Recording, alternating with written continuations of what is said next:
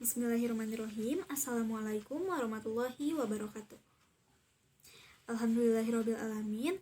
Wassalatu wassalamu ala asrofil anbiya'i wal mursalin wa ala alihi wa sahbihi ajmain amma ba'du.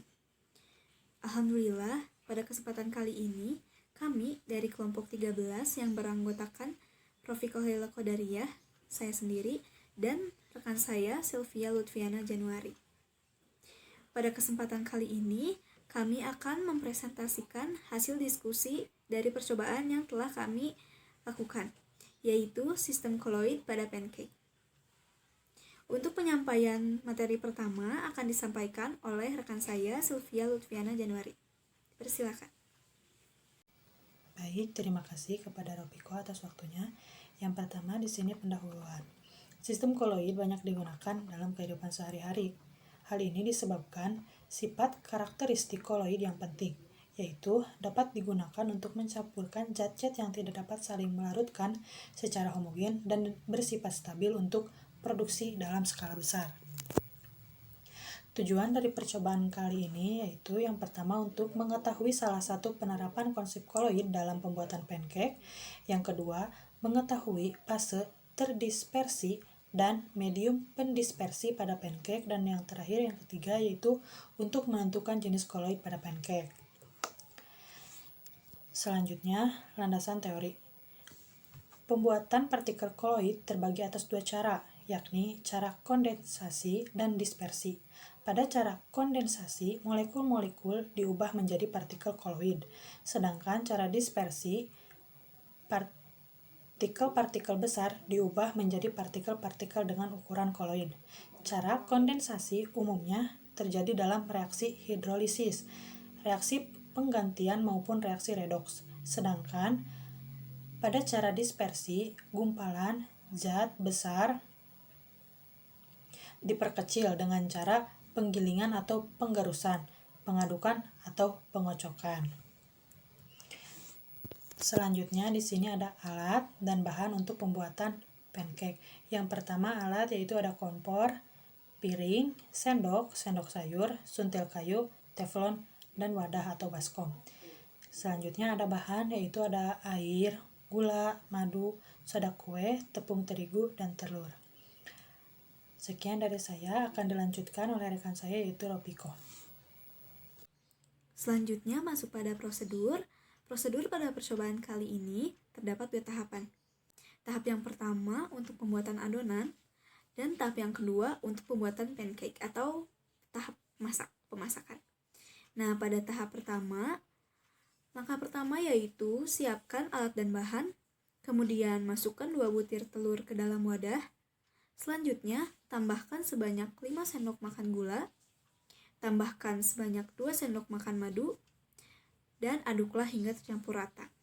Kemudian, tambahkan sebanyak 13 sendok makan tepung terigu, tambahkan sebanyak setengah sendok teh soda kue, kemudian tambahkan sebanyak 100 ml air. Aduklah hingga adonan tercampur rata. Selanjutnya masuk pada tahap kedua yaitu tahap pembuatan pancake.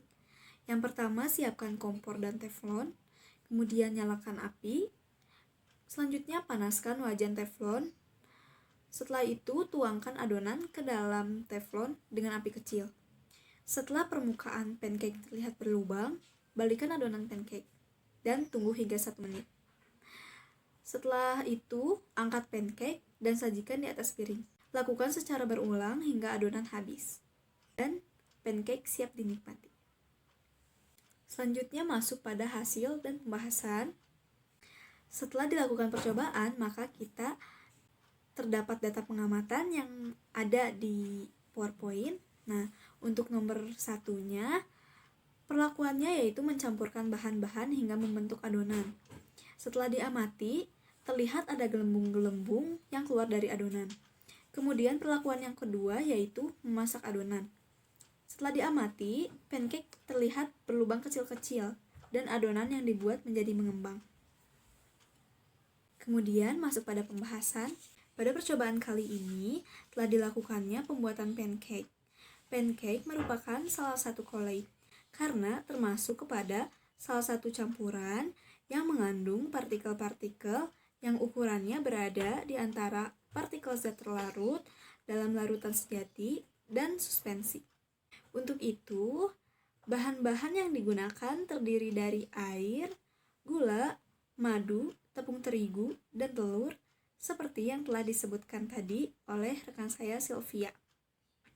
Nah, setelah dilakukan percobaan dan sudah kita amati bersama bahwa pada saat mencampurkan bahan-bahan, terlihat munculnya gelembung-gelembung yang keluar dari adonan. Hal ini menunjukkan adanya karbon dioksida yang terbebas sebagian. Kemudian, pada saat adonan dimasak, pada pancake muncul lubang-lubang kecil, dan adonan yang dibuat menjadi mengembang. Nah, hal ini diakibatkan proses pemanasan yang mengakibatkan baking soda menghasilkan gas karbon dioksida, namun terperangkap oleh adonan yang sudah mengeras, sehingga adonan mengembang dan jadilah pancake. Berikut kita sudah lampirkan ya beberapa gambar sebagai bahan dokumentasi kegiatan percobaan pembuatan pancake yang sudah tertera pada PowerPoint kelompok 13. Dan yang terakhir, masuk pada kesimpulan.